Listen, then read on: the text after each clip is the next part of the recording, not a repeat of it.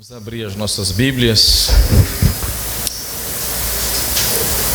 Carta de Paulo aos Colossenses, no capítulo 3, Novo Testamento. Colossenses 3. Vou baixar mais um pouco, muito alto ainda.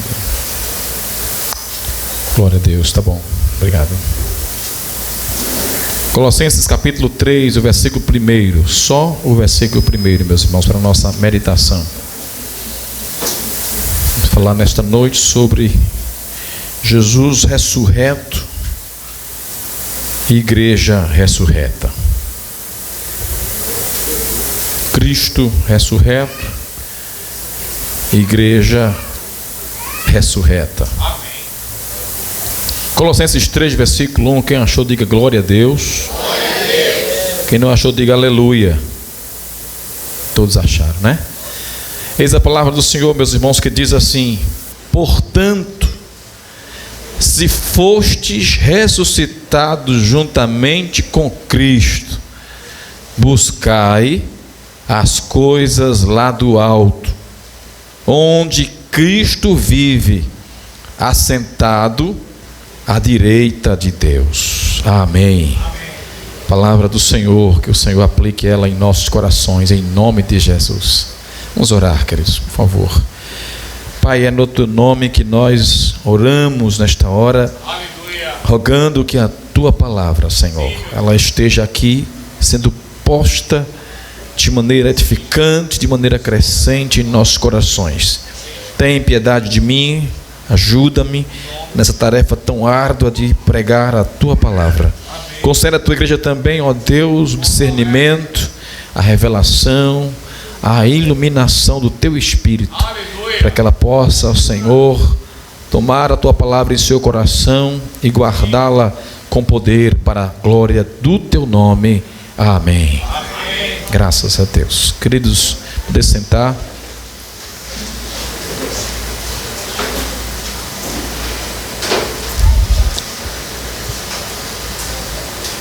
Meus irmãos, é fato comprovado e claro que Jesus ressuscitou. Cristãos no mundo todo, no dia de hoje, celebram a maior celebração que a gente tem cristã, que é a Páscoa. Jesus Cristo morreu, mas também ressuscitou para nos salvar.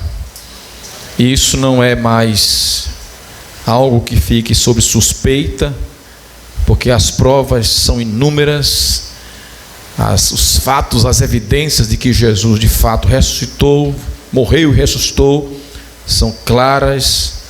A arqueologia comprova, a ciência comprova, a história comprova. Há uma coleção enorme de fatos, de comprovações a respeito de que nosso Senhor tanto veridicamente morreu, como realmente ressuscitou. Estamos diante de um fato, não é um conto, não é um mito, não é simplesmente algo deduzido, mas é algo comprovado. Logo, eu entendo que se Cristo ressuscitou, a ressurreição de Jesus, ela é a primeira de todas as ressurreições para a vida eterna. Jesus abre o caminho de ressurreição para aqueles que voltam à vida e viverão para sempre com um corpo glorificado, um corpo transformado. Houve antes de Jesus, por ele mesmo, muitas ressurreições de Lázaro, da filha de Jário e demais outros casos. Porém, a de Jesus, a ressurreição de Jesus é uma ressurreição para a vida eterna, ou seja, ele não vai mais morrer. Lázaro morreu, a filha de Jário, porventura, também morreu. Enfim, todos que ressuscitaram morreram, mas Jesus é uma ressurreição para a vida eterna, porque ele ressurge dos mortos e ele não vai tornar a morrer. Significa dizer que ele venceu a morte, ele triunfou sobre o poder da morte. o aguilhão que a morte tinha de nos matar e nos deixar vencidos, Jesus quebrou esse aguilhão dela e voltou à vida. A sua ressurreição, ela é veridicamente uma ressurreição com uma aprovação de tudo que lá no Calvário, na cruz, foi aceito pelo Pai. Logo, Jesus é a primícia dos que dormem. De todos os que vão morar no céu com a vida eterna e ressuscitar no último dia, Jesus foi o primeiro. A ressurreição de Jesus, então, é essa ressurreição para uma vida eterna. E tudo que os opositores de Jesus não queriam, eles até, com precauções, eles cuidaram para que não acontecesse, mas não teve jeito. O túmulo ficou vazio. Eles tentaram botar guardas para assegurar que ninguém ia roubar o corpo de Jesus e inventar uma história que ele tinha ressuscitado. Eles fizeram com Pilatos lacrasse, colocasse ali o lacre romano na tumba, lá naquela caverna onde Jesus foi ali sepultado. Eles selaram aquela tumba de um selo com uma cera que não se podia tirar, não se deslacrava. Então, Jesus ressuscitou um domingo pela manhã, o túmulo ficou vazio, os soldados que estavam fazendo a escolta, revezando ali todas as horas, também não souberam explicar, porque o que eles assistiram foi um fenômeno sobrenatural. Uma luz intensa brilhou, eles caíram por terra, a pedra se removeu e Jesus foi embora. Há filmes históricos de soldados que viram esse momento, que testemunharam antes desse momento, neste momento da ressurreição de Jesus. E a questão é que eles não têm explicação natural para isso. Aconteceu, o túmulo ficou vazio, não foi ninguém que roubou o corpo de Jesus, até porque se roubasse, depois ele apareceu vivo, mais de 500 pessoas. Foi comprovado, Jesus ressuscitou, estava entre o seu povo, entre os irmãos, entre os discípulos. A grande questão agora é se ele ressuscitou. A Bíblia vai nos garantir que a igreja também ressuscitou com ele. Tal como lá na cruz, a igreja, os pecadores que creem no Senhor, morreram com ele. Nós fomos crucificados com Cristo pela fé lá na cruz. Assim também ressuscitamos com ele através do poder da ressurreição do Senhor. Quero ler com você para comprovar isso que eu estou falando em Colossenses capítulo 2. Volta um pouquinho a sua página da Bíblia, está aberta ainda. No versículo 12, o santo apóstolo escreve dizendo o seguinte: que nós fomos, Colossenses 2,2 diz: tendo sido sepultados juntamente com ele. Com ele quem? Com Jesus. Aonde? No batismo. No qual igualmente foste ressuscitado mediante a fé no poder de Deus, que o ressuscitou dentre os mortos. E a vós outros que estavais mortos pelas vossas transgressões, pela incircuncisão da vossa carne, ele vos deu vida juntamente com ele, perdoando todos os nossos delitos, tendo cancelado o escrito de dívida que era contra nós e que constava de ordenanças, o qual era prejudicial, ele removeu inteiramente e cravou ele na cruz, despojando os principados e potestades, publicamente os expôs ao desprezo, triunfando deles na cruz. Então na cruz aconteceu tudo isso. Nós morremos com Cristo, nós fomos perdoados pelo sangue de Cristo. A dívida que a gente tinha para com o nosso Deus e Pai, nosso Criador, foi cancelada, foi paga. Não houve, não permaneceu, ela foi quitada. Jesus dando a sua vida na cruz por nós, a dívida foi cancelada. Consequentemente, quem nos acusava, o inferno, o diabo, os demônios, todos os nossos inimigos, foram todos postos à vergonha, porque o Senhor destruiu eles e realmente expôs publicamente todos eles lá na cruz. Amém, irmãos? Então, se a ressurreição de Jesus é um fato realizado e cabal, é fato também que cada pessoa que se converte a Cristo, sinceramente, com toda a sua alma, ela também ressuscita com o Senhor para uma nova vida. Ela recebe um poder, o mesmo poder que estava em Cristo, ressuscitando dele dos mortos. O Senhor nos dá esse poder para que a nossa vida agora seja uma vida nova em Cristo Jesus. Passamos a viver uma vida diferente porque Cristo nos ressuscitou, nos deu uma nova vida. Amém. E isso faz uma diferença muito grande, toda a diferença. Porque agora, se a igreja é uma igreja ressuscitada, ela vai ter algumas características de que de fato ela é um povo, ela é uma igreja realmente ressuscitada pelo Senhor. Porque, meus irmãos, não existe na Bíblia um poder maior do que o poder da ressurreição. Por que é o maior? Porque ele venceu o maior inimigo nosso. O poder da ressurreição é o poder investido na ressurreição de Jesus Cristo, e ele é o poder que venceu o nosso inimigo, venceu a morte. Por isso, esse poder opera hoje na nossa vida.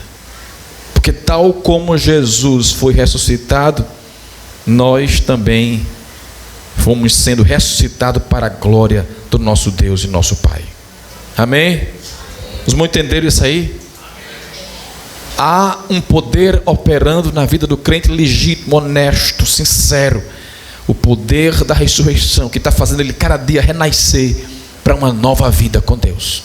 Uma vida de fato com o Senhor. E só o Senhor que pode conceder esta vida. Esta vida ressuscitada tem algumas características, que é delas que eu quero conversar com vocês nesta noite um pouco.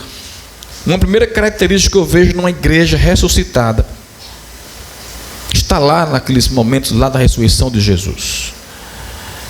Em João capítulo 20, no versículo 28, Evangelho de João, capítulo 20, e o versículo 28.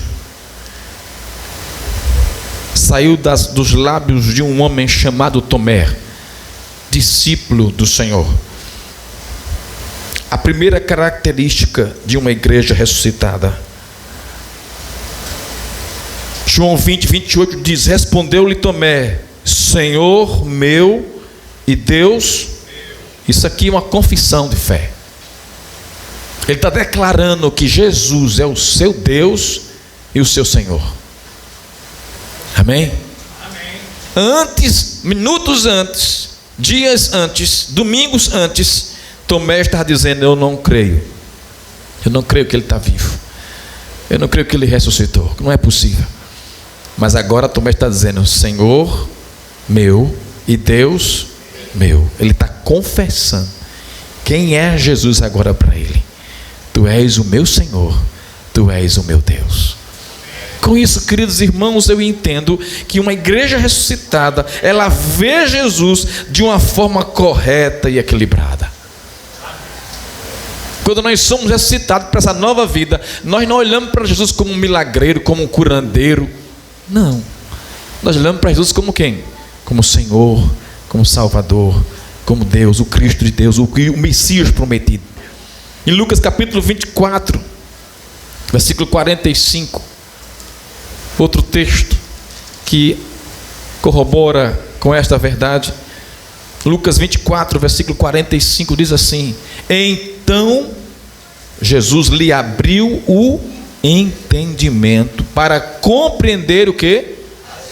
Isso aqui é Jesus que acabara de ressuscitar, encontrou-se com os discípulos, ele vai conversar com os discípulos e diz: olha, eu ressuscitei. E ali o Senhor percebe que eles estão meio assim confusos, não estão meio que entendendo o que está acontecendo, e o Senhor diz: olha, sejam abertos os vossos entendimentos. Isso é ressurreição, isso é revelação. É Deus abrindo a mente do homem para ele entender as escrituras e entender que o plano foi lá do começo e está chegando aqui e está concreto, se concretizando na frente deles. Uma igreja ressuscitada, meus irmãos, vê Jesus de uma maneira correta. Porque Jesus abre o nosso entendimento, porque Jesus agora nos dá essa nova capacidade de ver a Cristo como Senhor nosso e Deus nosso. Amém? Isso é muito palpável numa igreja viva, numa igreja ressuscitada. Cristo não é mais essa pessoa que a multidão andava atrás dele procurando e via nele. A multidão andava atrás de Jesus interessada em coisas, interesses dela, egoísmo, pão, queria ver coisas, milagres, queria ver várias coisas. Mas quem um dia ressuscitou em Cristo, ou juntamente com Cristo, olha para Ele e vê Ele como nosso Deus, como nosso Senhor, como nosso Salvador. E é Ele quem opera em nossa vida esse poder e abre o nosso entendimento para entender as Escrituras e glorificar a Deus de fato com uma nova vida. Amém? Uma outra característica de uma igreja ressuscitada, meus irmãos, é uma igreja que quanto mais ela ressurge, mais ela muda.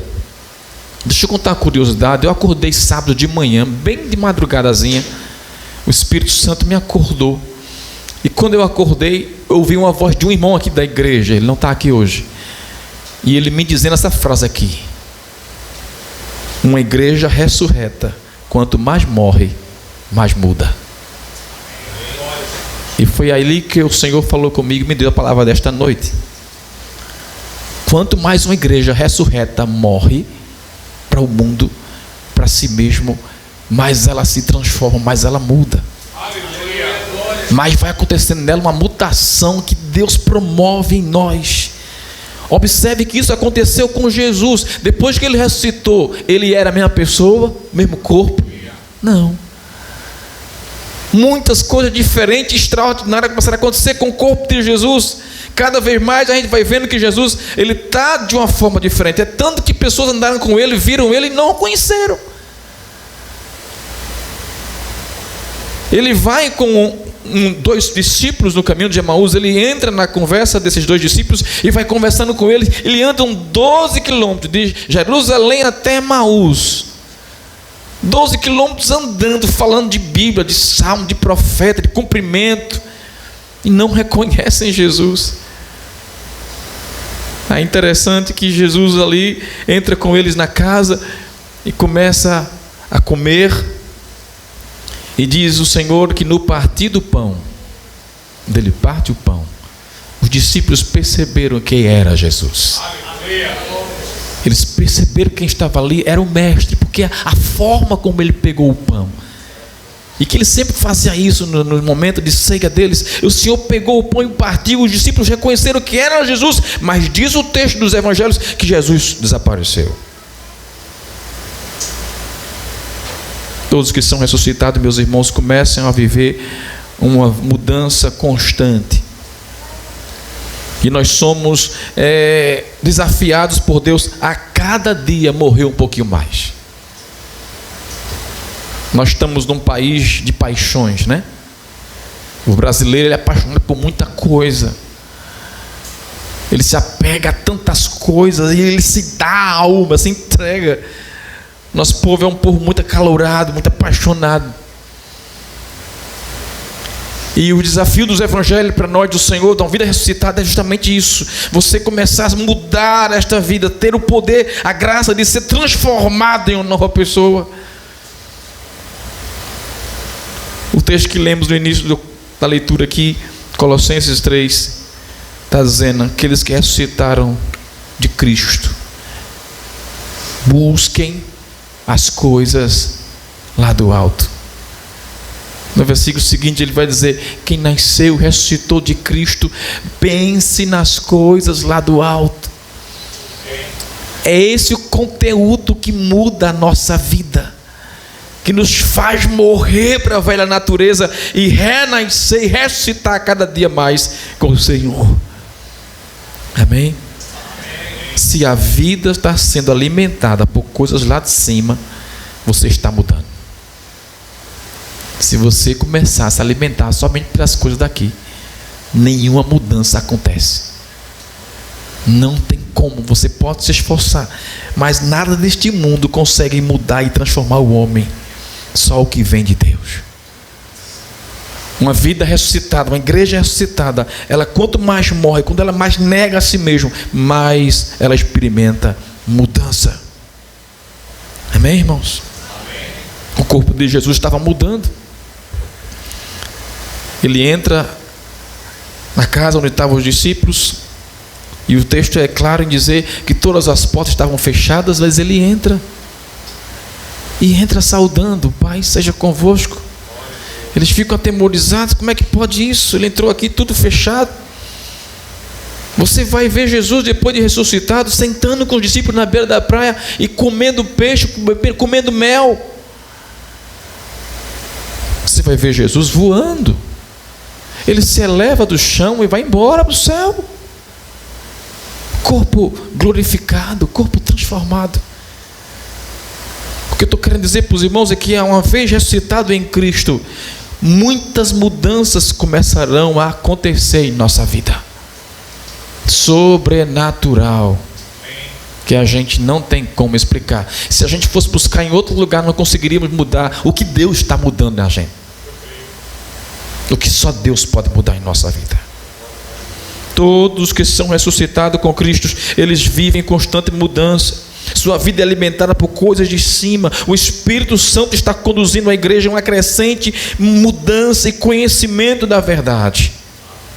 Vocês lembram que diz João 8,32 diz que conhecereis a verdade e ela vos libertará. E ela nos liberta porque quanto mais conhecemos, mais o Senhor nos transforma. E vamos sendo libertos deste mundo aí tão vil, tão escravo. Uma igreja ressurreta, ela vive uma vida cada dia mais de mudança, quanto mais morre para o mundo e para si mesmo. Uma terceira característica, que eu tenho algumas aqui, tenho muitas aqui hoje para falar com os irmãos, mas uma terceira característica que eu quero mostrar de uma igreja ressuscitada é que ela é liberta dos maiores temores que existem, a fim de proclamar a mensagem do Senhor. E isso aconteceu nos discípulos. Eles estavam com medo de morrer, estavam casas fechadas, tudo estava fechado, eles estavam chorando, com medo, enfim, estavam temendo algum mal, de uma maneira que, mesmo assim, quando a notícia chegou que Jesus foi visto vivo, as mulheres chegaram contando: eu vi Jesus, eu falei com Jesus, ele mandou eu vir aqui falar com vocês e dizer para vocês que ele está vivo. Quando a notícia chegou para os discípulos, eles correram. João capítulo 20, no versículo 19 e o versículo 22. Ao cair da tarde, naquele dia, o primeiro dia da semana, trancadas as portas da casa onde estavam os discípulos com medo dos judeus, veio Jesus, pôs no meio deles e lhe disse: paz seja convosco. Amém, irmãos? Amém. O versículo 22 diz: e havendo dito isto, soprou sobre eles e disse-lhes: recebei o Espírito Santo. Versículo 26 também diz: passado 8 dias, estavam outra vez reunidos, e os seus discípulos e Tomé com eles, estando as portas trancadas. Veio Jesus, pôs no meio deles e disse-lhe: paz seja convosco. Ou seja, Jesus está libertando os seus discípulos do medo. Jesus está promovendo neles uma mudança que só quem recebe é quem tem essa vida com o Senhor. Uma igreja ressuscitada, ela é liberta dos maiores temores, simplesmente para que ela torne-se apta para proclamar a mensagem do Evangelho. Os discípulos saem dali e vão-se embora.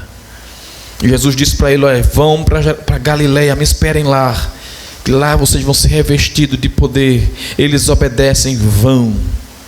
Sei que daquele dia em diante, queridos irmãos, a igreja não mais ficou acuada até hoje.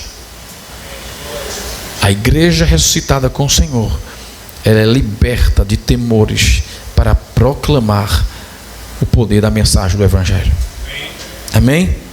Quanto mais batiam nos irmãos, quanto mais prendiam os irmãos, quanto mais matavam os cristãos, quanto mais perseguiam aquela igreja, mais os irmãos se espalhavam e cresciam e proclamavam a palavra de Deus.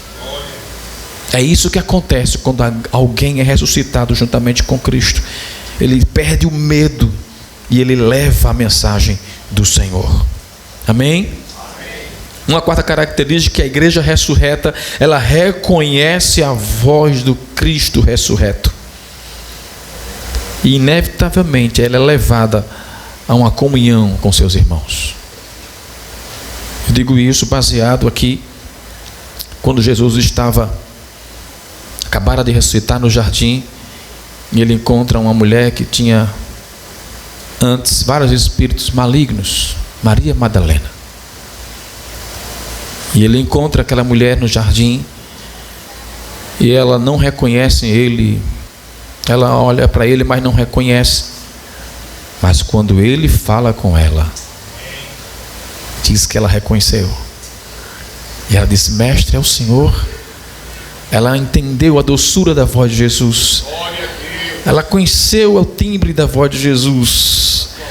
E quando ela reconhece Jesus pela voz dele, e ela vai abraçá-lo, ele diz: olha, não me abrace.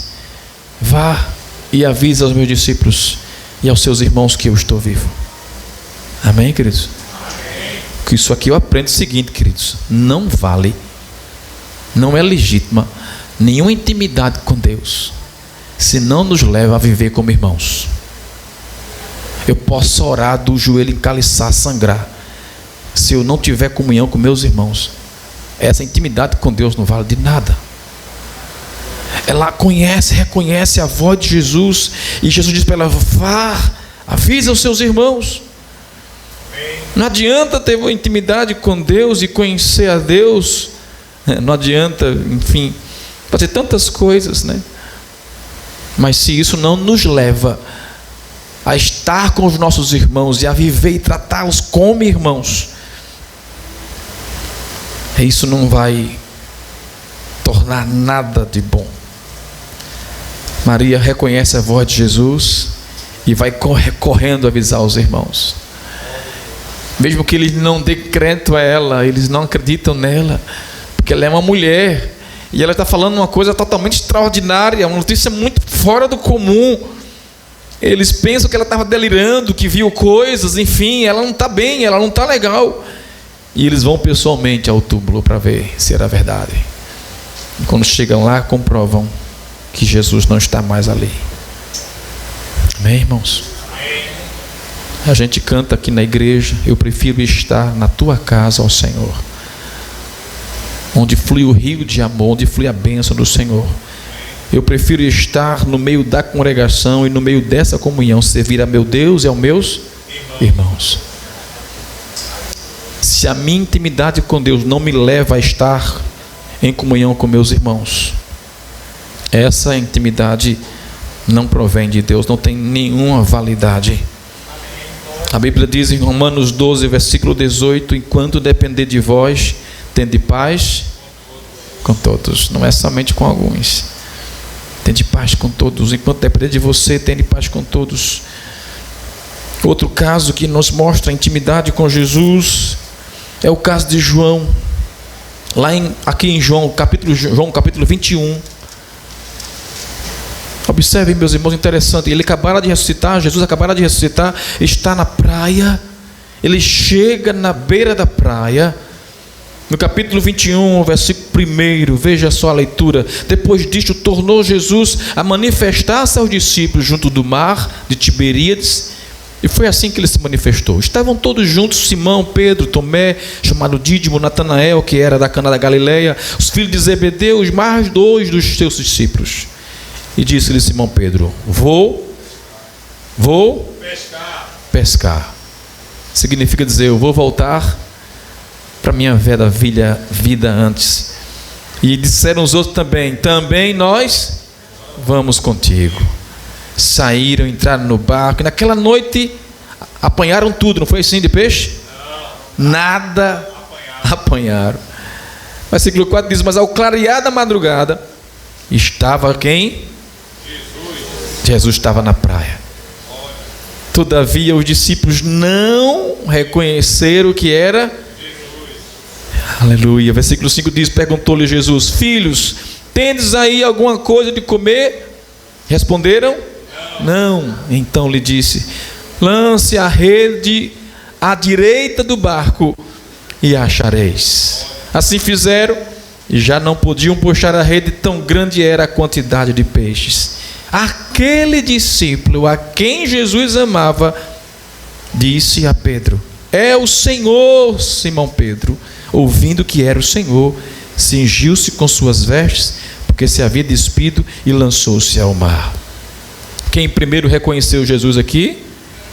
João, o discípulo que Jesus amava, o discípulo amado do Senhor.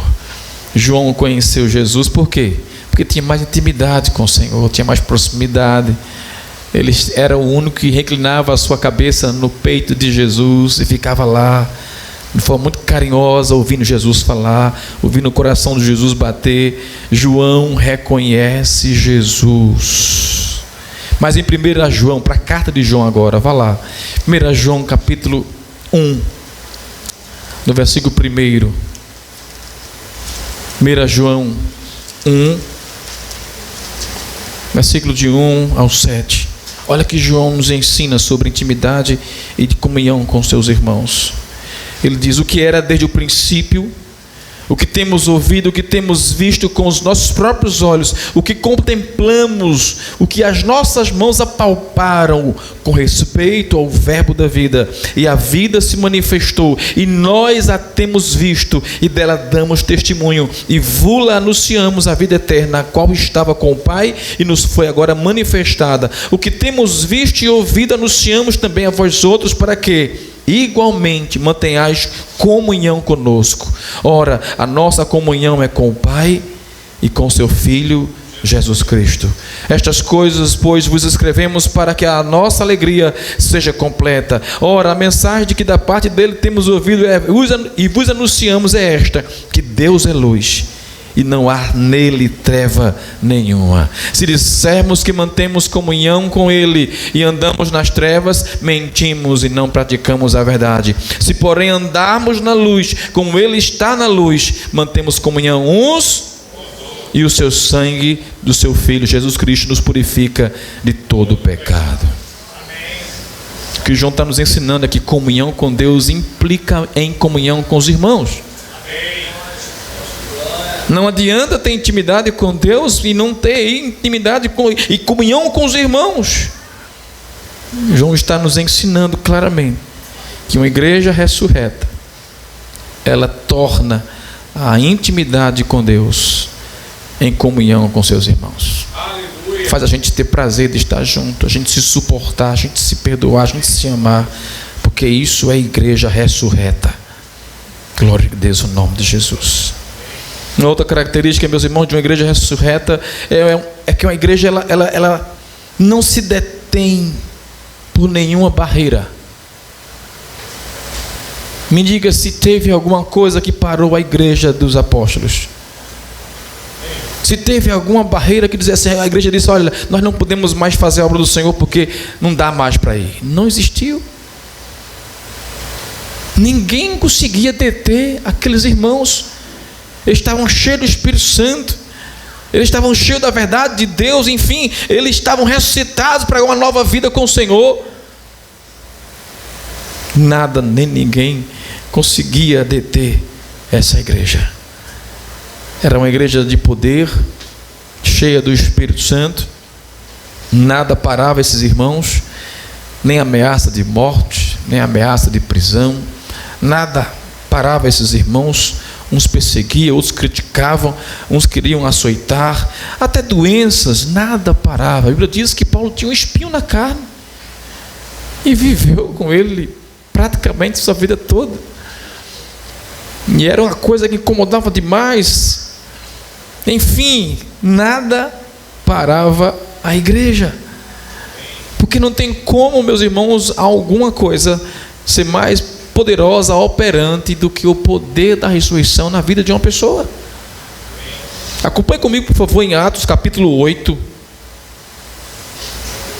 no livro dos Atos dos Apóstolos, capítulo 8, no versículo 1. Atente para o que Lucas escreve aí, mostrando para a gente que naquele dia, no dia que Paulo consentiu na morte de Estevão, levantou-se grande perseguição em Jerusalém. E todos, exceto os apóstolos, foram o quê? Dispersos pelas regiões da Judeia e Samaria. Agora vá para o capítulo 9, versículo 31. O que é que diz aí Lucas dizendo pra gente, escrevendo para a gente, dizendo assim: a igreja, na verdade, tinha paz por toda a Judeia, Galileia, Samaria, edificando-se e caminhando no temor do Senhor e no conforto do Espírito Santo, crescia em número. A perseguição servia como um combustível para a igreja continuar crescendo. Por mais que essa igreja fosse perseguida, maltratada, nós entendemos que a igreja ressuscitada com Cristo não é detida por nenhuma barreira, porque quem está nela é o Espírito Santo de Deus. Aleluia. Os irmãos estão me entendendo? Uma igreja ressuscitada é uma igreja que nela opera um poder que vai vencendo qualquer obstáculo, qualquer desafio, qualquer afronta que se levanta. A igreja prevalece. Ela prevalece. A história comprova isso, a Bíblia comprova isso, a vida da igreja que está aqui em Arezzo até hoje comprova isso. A igreja está de pé porque o poder de Deus tem nos sustentado. Nós não estamos aqui de pé porque somos fortes, de jeito nenhum. Infeliz daquele que pensa que está servindo a Deus, está tudo certo, e está isso porque você é alguma coisa. Nós estamos aqui debaixo da graça e do poder do Senhor. Uma outra característica, irmãos, de uma igreja ressuscitada é que ela não se embaraça com o perdão. Depois da ressurreição de Jesus, como bem pregou nosso presbítero hoje de manhã, Jesus teve que resolver umas pendências com algumas pessoas. Ele foi ao encontro de um homem chamado Pedro, o cara que bateu no peito e disse: Senhor, por Senhor, pelo Senhor eu dou a minha vida. Se o Senhor morreu, eu morro junto com o Senhor. E esse homem, o Senhor disse: olha, você vai me negar 3 vezes. E de fato ele negou, o galo cantou, ele lembrou de Jesus, chorou amargamente pelo mal que tinha feito. Mas aí a gente percebe que depois da ressurreição, Jesus vai procurar ele. Lá em João 20, vai para o Evangelho para João 20 de novo. Jesus aparece, João 21, Evangelho de João, capítulo 21. Jesus aparece e vai tratar de Pedro. E ele vai tratar de Pedro por quê? Porque a igreja ressuscitada precisa exercitar o perdão como fruto do amor de Deus. João 21, versículo 15 ao 17. Depois de terem comido, perguntou Jesus a Simão Pedro: Simão, filho de João, ama-me mais do que estes outros? Ele respondeu: sim, Senhor, tu sabes que eu te amo. E ele lhe disse: apacenta os meus cordeiros. Tornou-lhe a perguntar-lhe pela segunda vez: Simão, filho de João, tu me amas? E ele lhe respondeu: sim, Senhor, tu sabes que eu te amo. Disse-lhe Jesus: apacenta as minhas ovelhas. Pela terceira vez, Jesus lhe perguntou: Simão, filho de João, tu me amas? Pedro entristeceu-se por ele lhe ter dito pela terceira vez: tu me amas? E respondeu-lhe: Senhor, tu sabes todas as coisas, tu sabes que eu te amo. Jesus lhe disse: apacenta as minhas ovelhas. Aleluia. Amém. Amém. Uma das coisas mais belas do Evangelho é quando o Espírito Santo nos ensina a lidar com o perdão. Queridos, Jesus, eu costumo pensar que o maior projeto de Jesus era a igreja. Ele não tinha um projeto maior, melhor do que esse. E ele vai pregar esse projeto que é a igreja. e vai entregar na mão do camarada que lhe negou 3 vezes. Ele vai perdoar Pedro e vai dizer: Pedro, toma aqui, ó, apacente as minhas ovelhas, cuide delas para mim. Eu vou embora, mas eu vou deixar nas suas mãos você guiar meu povo, guiar a minha igreja. Apacente as minhas ovelhas. Jesus entrega o meu maior projeto na mão de um camarada que o negou por juramento 3 vezes, coisa que nenhum de nós faria. A gente precisa então aqui entender que uma igreja ressuscitada, ela aprende, ela é levada a aprender, a exercitar o perdão como fruto do amor, não como fruto de justiça, porque nem sempre é justo. A gente não fez nada e tem que perdoar, não é questão de justiça, não, é por amor. A gente perdoa. E o Senhor disse: olha, se teu irmão tiver algo contra você, você perceber isso, vá lá, perdoe ele, converse com ele, perdoe ele, deixe a dívida quitada.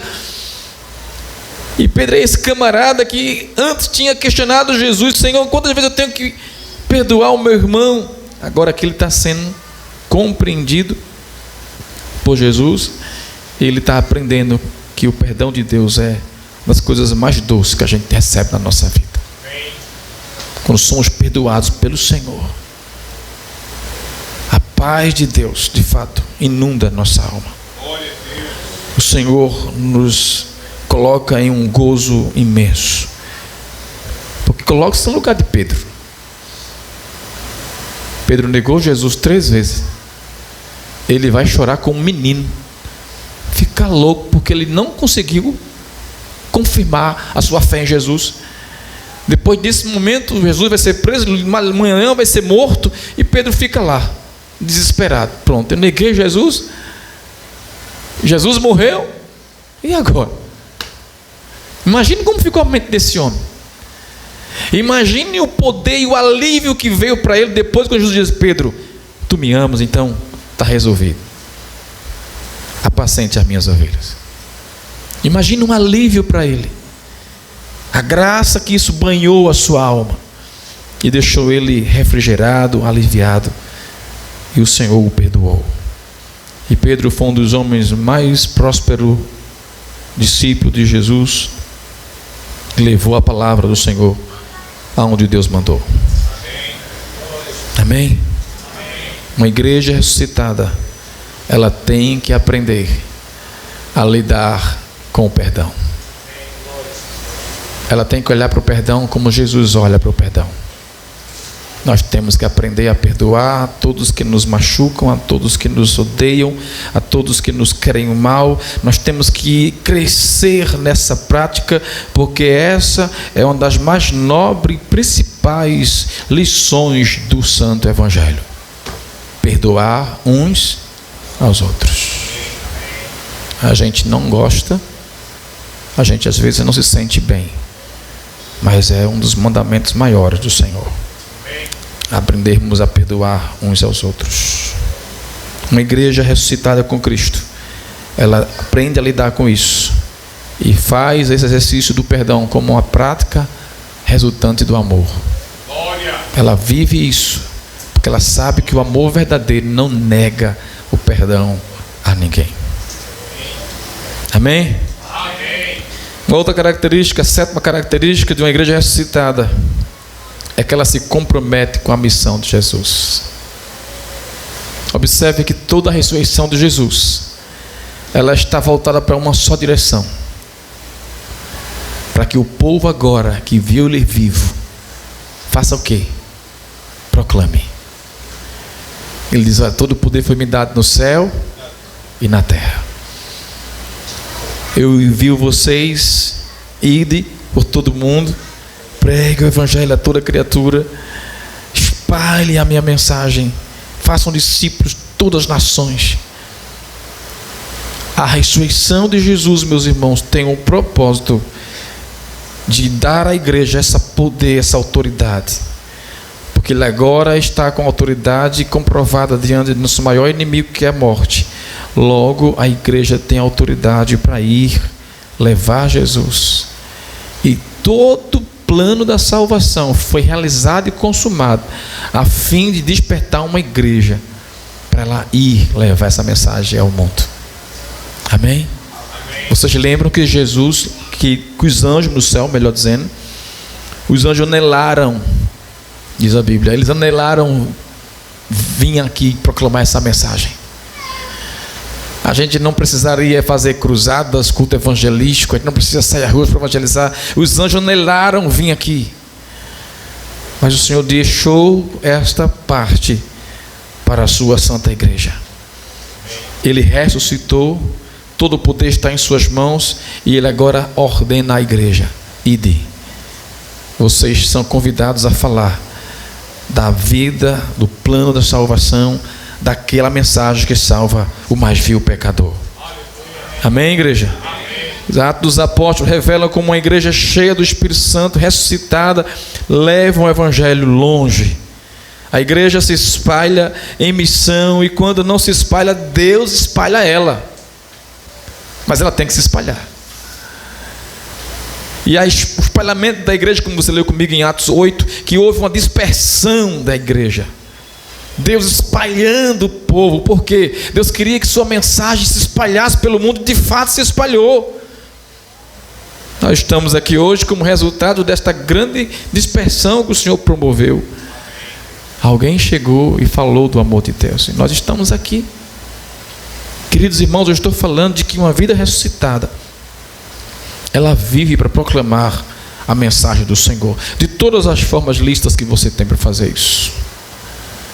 Que nossa natureza como igreja, naturalmente é o quê? É falar de Jesus. Nós existimos, fomos criados para isso. O Senhor nos libertou e nos salvou para que nós pudéssemos ir e levar a mensagem do Evangelho. Amém? A última característica que eu quero citar aqui para os irmãos é que uma igreja ressuscitada, ela tem promessas seguras e fiéis e eternas. Marcos capítulo 15, Marcos 16, perdão. Evangelho de Marcos 16. Vai estar lá essas promessas que o Senhor faz para a sua igreja quando ele é ressuscitado dos mortos.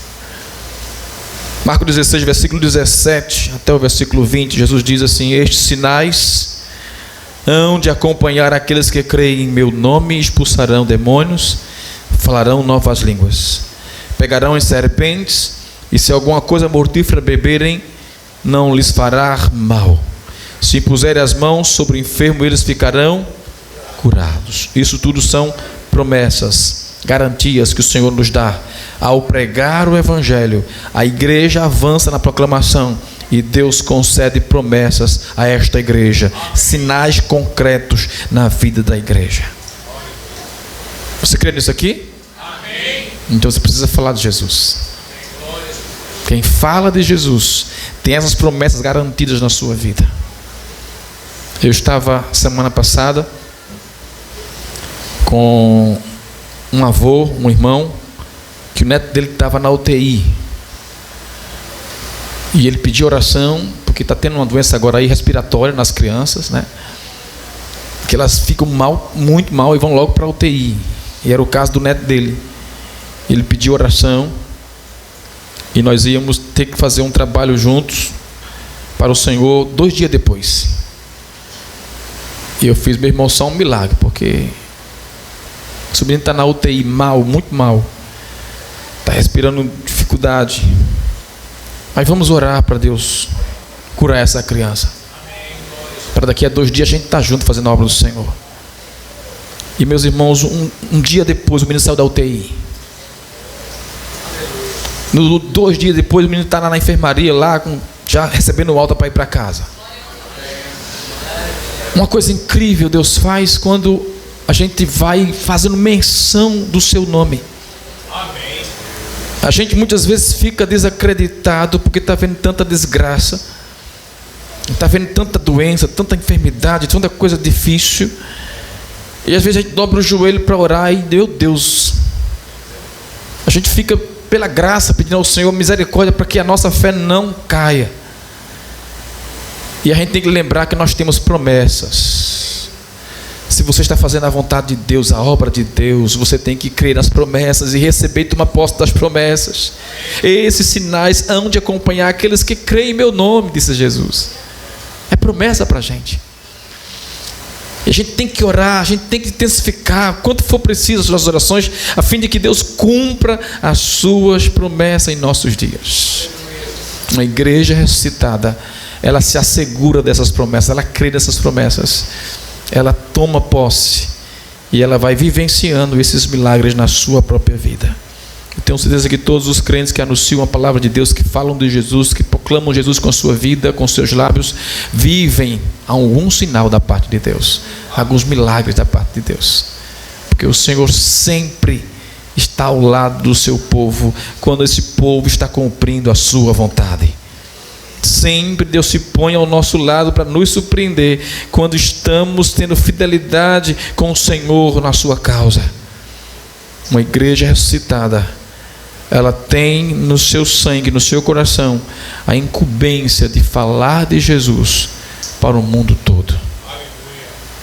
Não faça um plano de evangelismo menor que o mundo, porque Jesus diz que a gente tem que ir pelo mundo todo.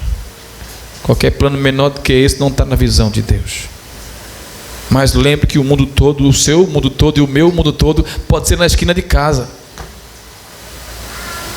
Aonde Deus quer levar a gente não sabe.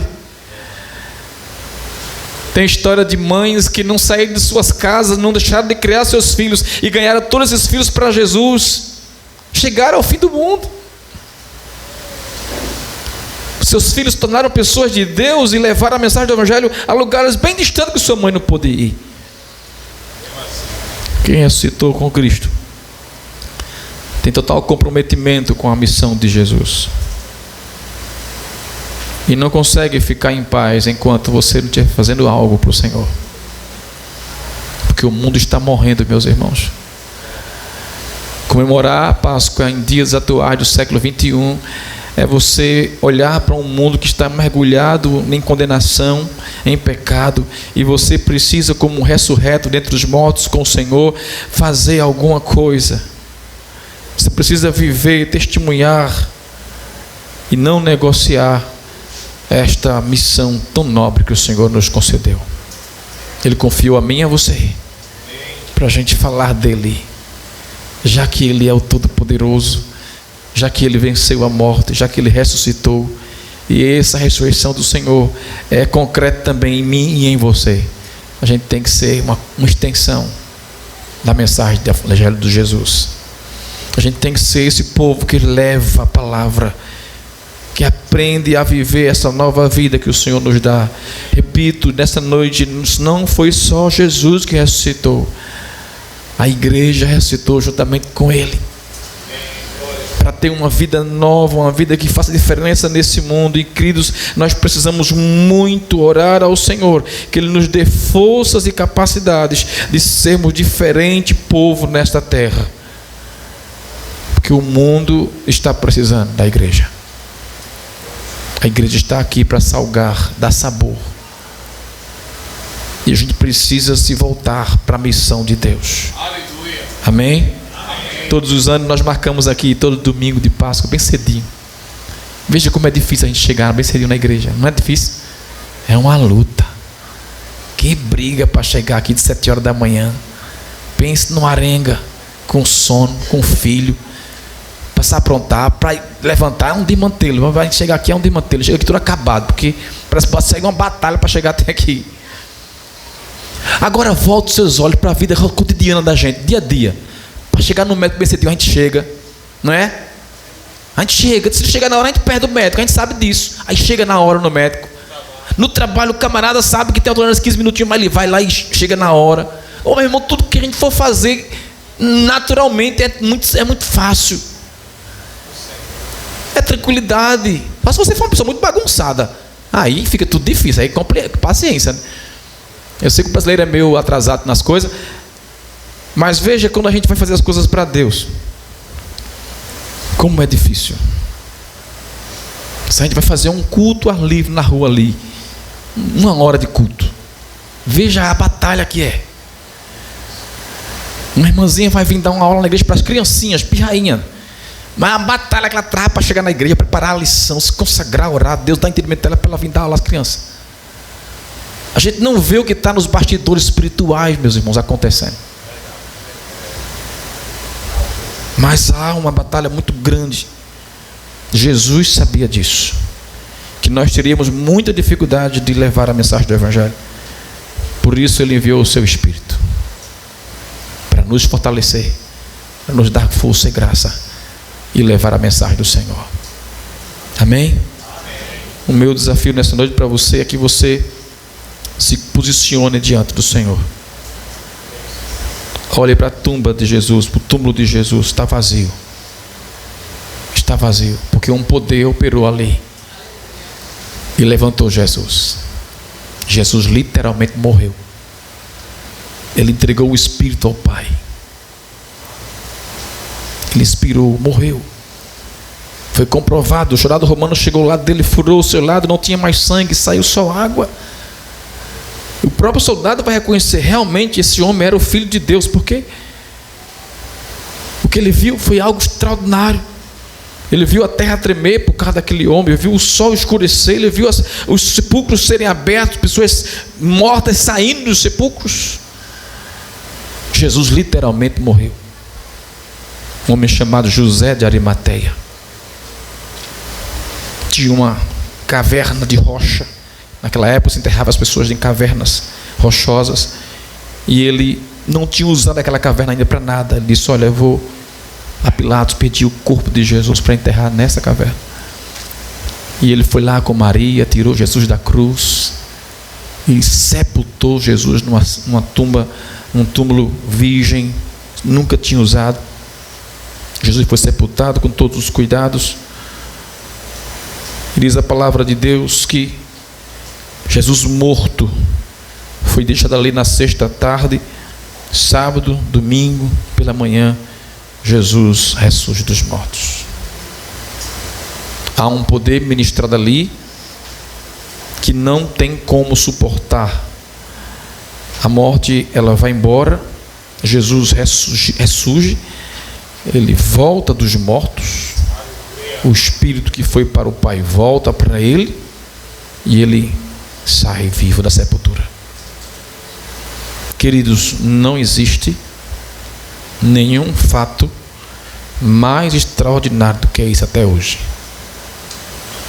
Alguém humano morreu e ressuscitou depois de 3 dias, e foi visto e testemunhado por muitas pessoas, e esse mesmo poder que estava lá está hoje em nós. Agora olhe para você e para mim, como é que a gente está? Esse poder está na gente? Está. E por que a gente está como está? Porque a gente não está buscando o poder, a gente não está devidamente nos pés do Senhor. É para a gente estar aqui explodindo tudo isso aqui, falando de Jesus, proclamando o nome de Deus, todas as formas que a gente tem. Eu tenho uma irmã conhecida que ela disse para mim: olha, pastor, todo domingo de Páscoa eu acordo minha vizinhança todinha dizendo que é dia de ressurreição, Jesus está vivo. E eles me chamam de louca, me chamam de todo tipo de nome, mas eu digo que Jesus está vivo. E eu acordo eles no domingo de Páscoa gritando: Jesus está vivo. Ele está vivo, meus irmãos. Ele não é um fantasma, ele não é uma história, ele não é uma força, ele é Deus. Jesus é Deus.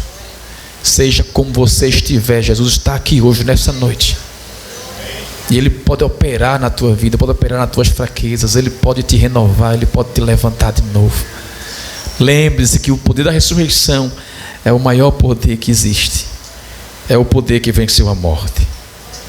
É o poder que no século 21, hoje aqui ainda, mais de 2000 anos depois de Cristo, esse poder continua ativo na vida daquele que crê. Amém? Ore por sua vida nesse instante, por favor. Entregue ela a Deus. Peça ao Senhor que esse poder entre em ação no teu viver, no teu pensar, no teu sentir, teu agir, em toda a tua vida, Pai. Nesta noite, ministra esta igreja, Senhor, mais desse poder. Ouvimos a tua palavra que declara que nós ressuscitamos junto com Cristo, viveremos junto com o Senhor uma vida nova, porque essa vida é uma vida pautada no poder de Deus. Senhor, eu oro para que o Senhor alcance as fraquezas do teu povo. Há tantas fraquezas em nós, Senhor, tantas limitações que nós temos. Muitas vezes temos fraquejado como cristãos de fato. Como Pedro, nenhum de nós aqui escapamos. Negamos muitas vezes a Jesus, negamos o Senhor. Em vez de fazer a sua vontade, nós negamos Ele. Buscamos pecado em vez de buscar santidade. Meu Senhor, tem misericórdia de nós. Nos ajuda, Senhor, a viver este poder da ressurreição ativo em nossa vida, porque uma igreja ressuscitada com Cristo, ela tem que demonstrar em sua vida, porque foi isso aí que o Senhor ministrou, que o Senhor lhe concedeu, uma vida nova, uma vida ressuscitada. Algo novo tem que acontecer, meu Pai. E eu oro para que o Senhor visite cada área negligente da nossa vida hoje aqui, cada área fraca, negligenciada em nossa vida. Que o Senhor tenha misericórdia de nós, que o Senhor nos ajude, que o Senhor nos faça ser um povo, Pai, de fato com características de um povo ressuscitado, um povo que tem uma vida nova em Ti, Jesus, um povo que não depende das suas próprias forças, capacidades, das suas habilidades, não depende do Senhor. Tu és o Pai Santo, Pai, que nos chama a uma vida santa com o Senhor. E nesta noite, Senhor, ministre ao coração desta igreja uma força nova, um desejo novo. Deus, Tu és o Deus que és o mesmo ontem, hoje e eternamente. Tu não mudaste, Senhor. Tu és o mesmo Deus, e Tu estás presente aqui. Tu podes curar nessa noite, Tu podes salvar vidas nesta noite aqui. É a Tua palavra que diz, e nós cremos nela, que nós ressuscitamos com Cristo, juntamente com Cristo. Qualquer pedra que há na nossa vida vai ter que ser removida em nome de Jesus. Qualquer fraqueza, qualquer, oh Deus, coisa contrária, vai ter que sair da frente, vai ter que sair da nossa vida, porque o Senhor é poderoso. Visite agora, meu Senhor, cada fraqueza do Teu povo, para que essa igreja viva como ressuscitada diante de Ti, uma igreja ressurreta. Visita agora, Pai, eu te peço, cada fraqueza, cada negligência, cada pecado. Visite as forças malignas, as trevas, que muitas vezes está prendendo a gente, prendendo o Teu povo, Senhor, em práticas erradas, meu Deus. E o Senhor não nos deu o Seu Espírito para a gente ficar parado, para a gente ficar esperando uma oportunidade. Não, o Senhor diz para você: busque, faça, busque o Senhor. Aleluia. Meu Deus, Tu és capaz de matar alguém que está muitas vezes sendo pedra de tropeço na nossa vida. E não estou sendo radical, porque Tu és poderoso para fazer isso. O Senhor diz a Abraão: Abraão, vá lá, mata o seu filho lá em cima no monte. E ele, com dor no coração, subiu o monte para matar o seu filho, para sacrificar o Senhor. Mas na hora H o Senhor disse: não, Abraão, não faça tal coisa, porque Deus viu que o coração de Abraão estava nele. Deus está vendo o seu coração aqui hoje, nesta noite. Você que ouviu minha mensagem nesta noite pregando, e até agora você está na sua vida aí bonitinha, tudo certinho, mas é o Espírito Santo que falou comigo e com você nesta noite. Algo tem que mudar na sua e na minha vida. Algo tem que mudar de Deus nas nossas vidas. E você precisa sair daqui hoje com essa pergunta: Senhor, o que é que eu preciso mudar? O que é que eu preciso sair da nossa vida para ela ser uma vida que realmente reflita a Tua vida em minha vida? Nós não podemos continuar vivendo uma vida medíocre, uma vida rasa, fria, sem graça e sem prazer em Deus. Nós precisamos, meu Senhor, experimentar o poder da ressurreição. Nós precisamos experimentar essa vida que o Senhor prometeu, que é abundante. E aqui está uma igreja que o Senhor resgatou ela com o seu sangue. Não é gente perfeita, não é gente boazinha, não. Mas o sangue de Jesus Cristo nos purifica de todos os nossos pecados. E por causa desse perdão, o Senhor vai promovendo coisas novas na nossa vida. E uma dessas coisas novas é Deus enviar a sua palavra, para que a gente possa atentar que algo precisa ser mudado, porque a vida de Deus, ela quer seguir o seu curso dentro de nós. O poder do Espírito Santo quer agir na minha e na tua vida, igreja.